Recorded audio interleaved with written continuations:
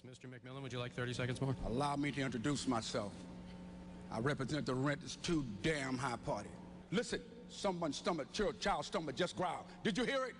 Gotta listen like me. Okay, Let's Mr. talk McMillan. about the issue. Mr. People can't afford to pay their Cuomo, rent. 30 Stop. seconds for you, sir. Rent is too damn high. Hey, y'all know what? Jimmy was right, and you know it too. Rent is too damn high. And it's more than just a financial issue. It's a full-blown crisis. And this crisis is reshaping American society. And more importantly, it's affecting our health. So today, let's talk about it. Rent is on the rise in cities across the country.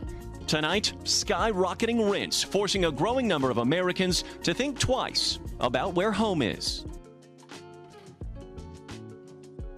Let's talk about the connection between the high cost of rent and our health, especially in our communities.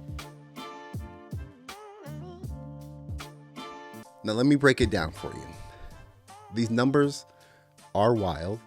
As of January 2023, we had about 653 people experiencing homelessness. Now, that's a 12% jump from the year before. And since 2015, we're looking at a 48% increase. That's not just a statistic. That's real people with real families, with real problems. Now, when we talk about being cost burden, that's when you're spending more than 30% of your income on housing.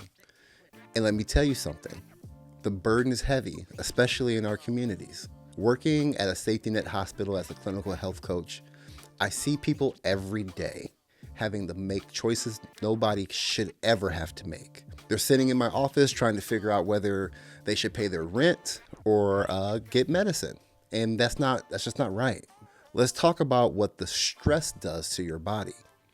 When you're constantly worried about making rent, the anxiety of that and depression, that hits a little different. It's very difficult. I mean, day by day, it's stressful. And your physical health takes a hit too. Research shows that when housing prices go up 10%, chronic disease increases by about 0.329%. That might not sound like much to you, but think about how much rent has gone up in your city. And here's the thing. Over half of renters are putting off going to the doctor because they just can't afford it. They're choosing between a roof over their head and taking care of their health. That's not a choice anyone should have to make. And if we're being honest, do you really blame them? This isn't hitting everybody the same way. Our low-income communities are feeling this the hardest. While some homeowners might be building wealth from rising housing prices, renters are just trying to survive. And when you can't afford preventative care, small health issues become really big problems. Only 8% of Americans over 35 are getting all the preventative care they need. That's crazy. So what do? Well, first, we need to recognize that housing is healthcare, period. And our community needs more access to preventative care, especially in our neighborhoods. Community-based health programs that meet people where they are, and policy changes that make both housing and healthcare more affordable. And listen, I know this is my job, but it's more than that. This is personal.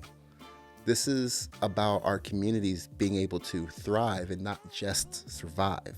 Now, if you're struggling with this too, know you're not alone. Drop a comment below and share your story. Let's keep this conversation going because our health matters and our communities matter. And we deserve better than having to choose between a roof over our head and our well-being.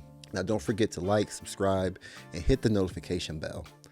We'll be talking more about health in our communities, and trust me, you don't want to miss it. Again, my name is Corey Dion Lewis. I'll holler at you next time.